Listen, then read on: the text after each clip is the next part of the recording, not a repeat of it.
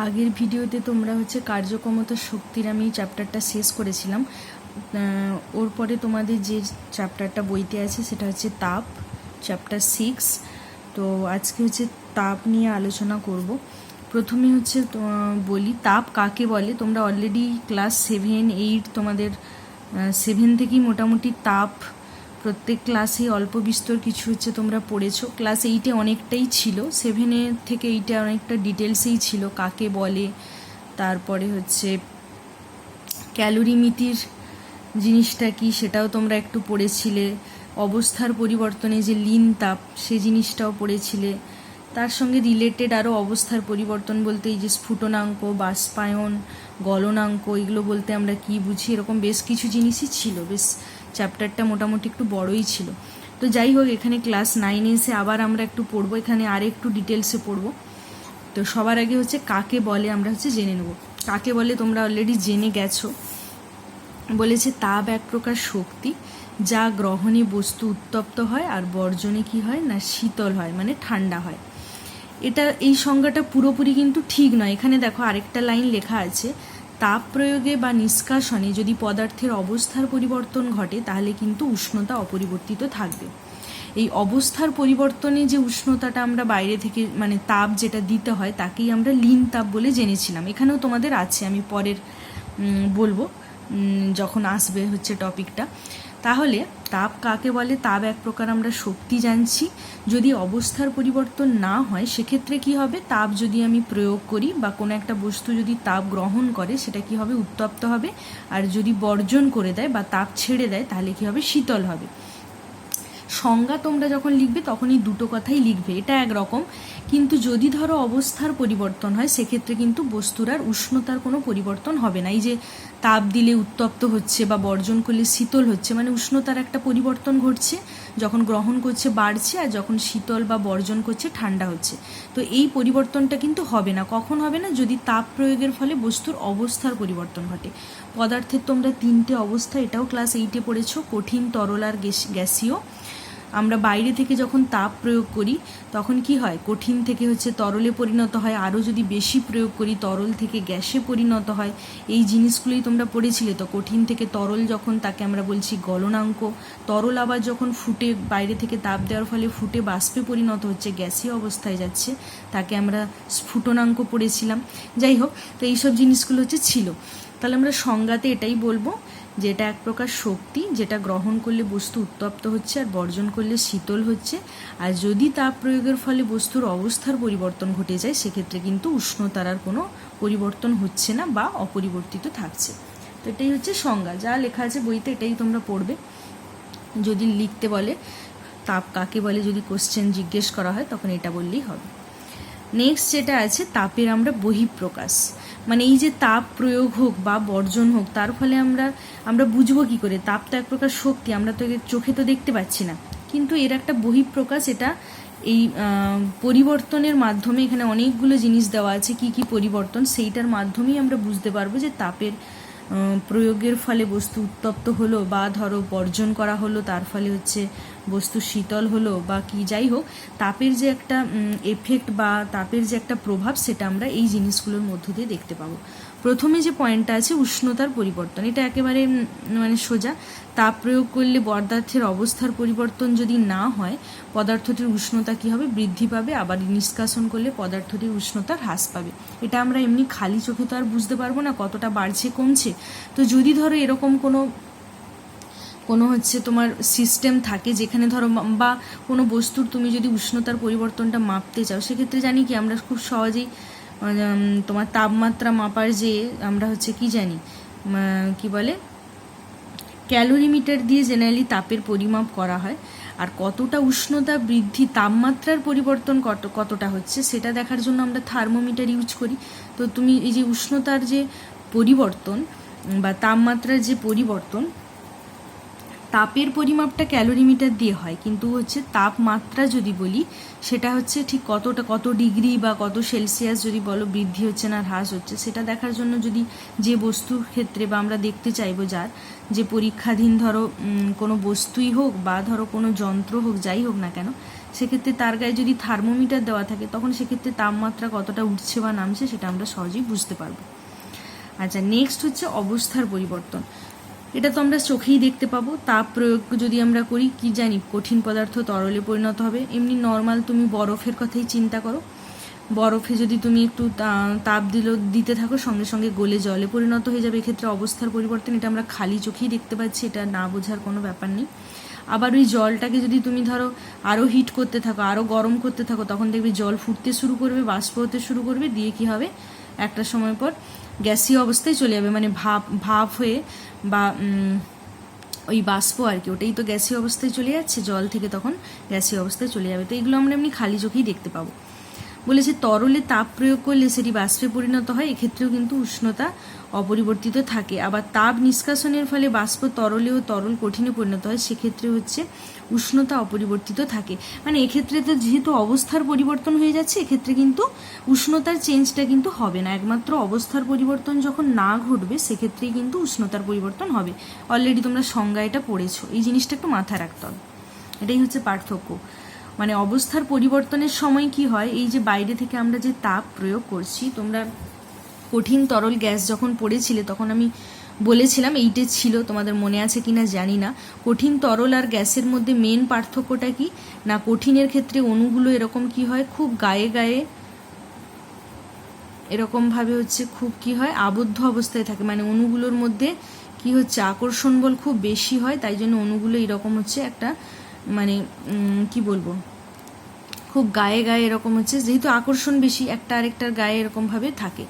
এটা হচ্ছে কঠিনের ক্ষেত্রে। তরলের ক্ষেত্রে কি হয়, অণুগুলোর মধ্যে আকর্ষণ বল কঠিনের তুলনায় তুলনামূলক কম হয়। এক্ষেত্রে আমরা কিন্তু একটু দেখবো এরকম গ্যাপ গ্যাপ আছে, এদের মধ্যে আকর্ষণ বলও একটু কম।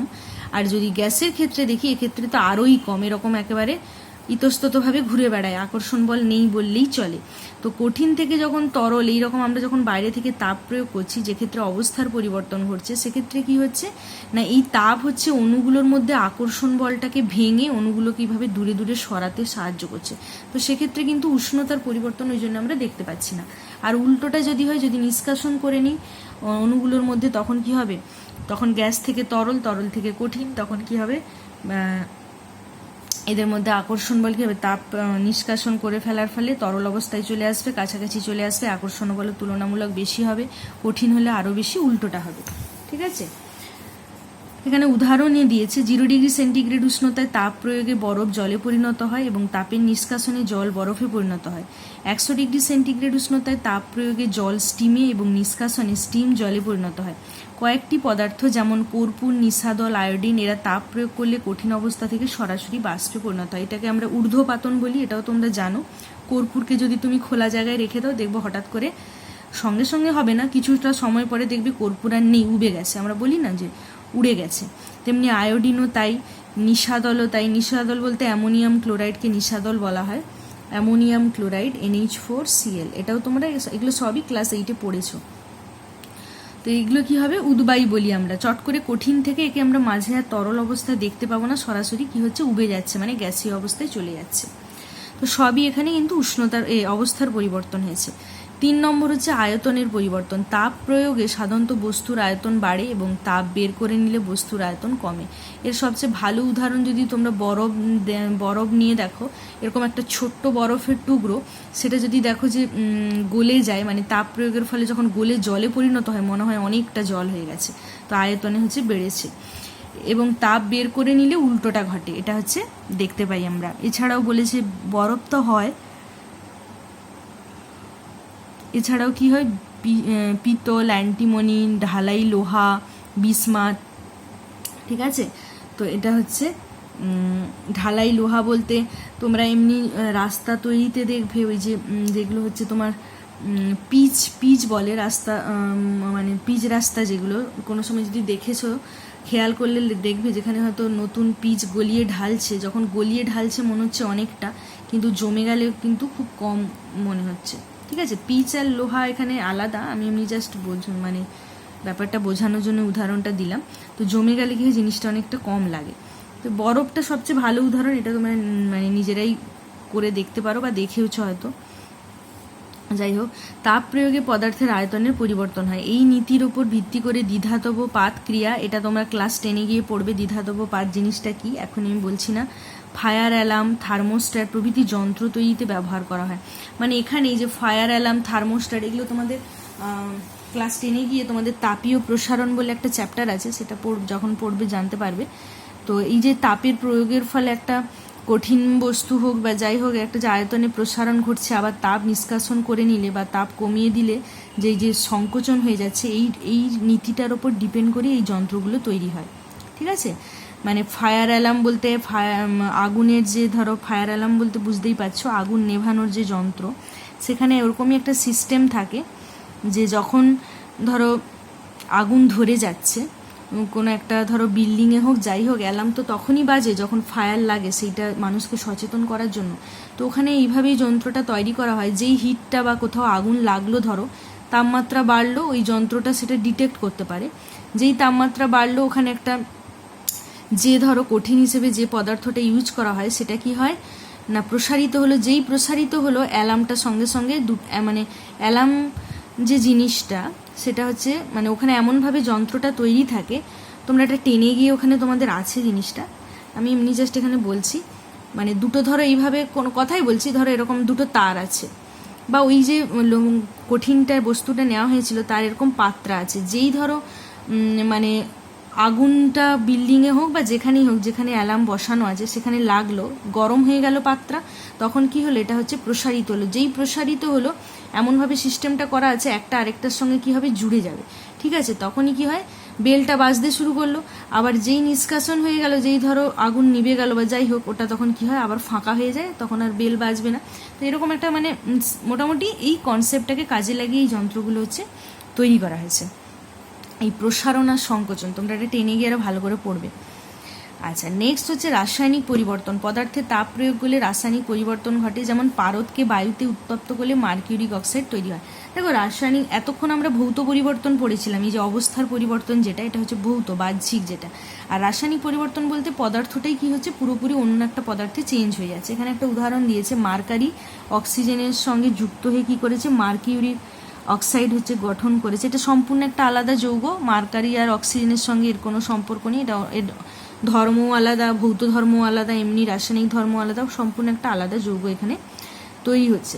তো এই জিনিসগুলো যখন হয়, এটাকে আমরা রাসায়নিক পরিবর্তন বলছি, যেখানে কি হচ্ছে, যে পদার্থটা উৎপন্ন হয়ে যাচ্ছে তাকে আর আমি আগের অবস্থায় ফিরিয়ে আনতে পারবো না, সেটাই রাসায়নিক পরিবর্তন। এটাকে আমরা দহনও বলতে পারি। এই যে অক্সিজেনের সাপেক্ষে, তোমরা দহন কাকে বলে এটাও ক্লাস 8-এ পড়েছো, যে অক্সিজেনের উপস্থিতিতে জন্য যখন কোনো একটা বস্তু কি হচ্ছে, মানে সোজা কথা হলো, একেবারে যদি সোজা ভাষায় বলি তাহলে হচ্ছে এই যে কোনো কিছু আগুনে পুড়িয়ে যে জিনিসটা হয়, মানে ধরো এই যে কাঠ কয়লা পোড়াচ্ছি বা ধরো কোনো আবর্জনাই হোক যাই হোক, অক্সিজেন ছাড়া তো কোনো কিছু হচ্ছে দহনে অক্সিজেনই সাহায্য করে। অক্সিজেন ছাড়া কি আর আমরা কিছু জ্বালাতে পারবো? একটা দেশলাই কাঠিকে আমরা এই যে জ্বালাই, অক্সিজেন আছে বলে তবেই কিন্তু জ্বলে। ঘষা লেগে বায়ুর অক্সিজেনের উপস্থিতি, অক্সিজেন শূন্য স্থানে কিন্তু তুমি কিছুতেই জ্বালাতে পারবে না, কারণ অক্সিজেন দহনে সাহায্য করে, নিজে মানে দাহ্য নয়, কিন্তু অপরকে হচ্ছে দাহ্য হতে সাহায্য করে। এটা তোমরা ক্লাস 8-এ তোমাদের বইতে যে কতগুলো গ্যাসের যে ধর্ম ছিল, সেখানে তোমরা অক্সিজেন কিন্তু পড়েছো, সেখানে এই ধর্মটা ছিল যে অক্সিজেন নিজে দাহ্য নয়, কিন্তু অপরকে দহনে সাহায্য করে, মানে পুড়তে বা আগুন জ্বালাতে যে ব্যাপারটা। তো রাসায়নিক পরিবর্তন বলতে আমরা এই জন্য এটাকে দহনও বলতে পারি। ঠিক আছে, নেক্সট হচ্ছে বৈদ্যুতিক ধর্মের পরিবর্তন। বৈদ্যুতিক ধর্ম বলতে এই যে তাপ প্রয়োগের ফলে ধাতব পদার্থের বৈদ্যুতিক রোধ সাধারণত হচ্ছে বেড়ে যায়। তোমরা ক্লাস 10-এ গিয়েও তোমাদের ওখানে তড়িৎ পড়তে হবে, তড়িৎ পরিবাহিতা এরকম একটা চ্যাপ্টার আছে, সেখানে রোধ কাকে বলে তোমরা জানবে। এইটুকু জেনে রাখো, রোধ বলতে একটা বাধা বোঝায়। তো যখনই এই যে ধরো বৈদ্যুতিক মানে ইলেকট্রনিক্সের জিনিসের কথাই বলছি, তাপ বাইরে থেকে যদি হিট বেশি হয়ে যায়, সেক্ষেত্রে কি হয়, রোধ হচ্ছে বেড়ে যায়, মানে রেজিস্ট্যান্স বলা হয় রোধকে ইংলিশে। সেক্ষেত্রে কি হবে, কারেন্ট সাপ্লাই হচ্ছে চট করে হবে না।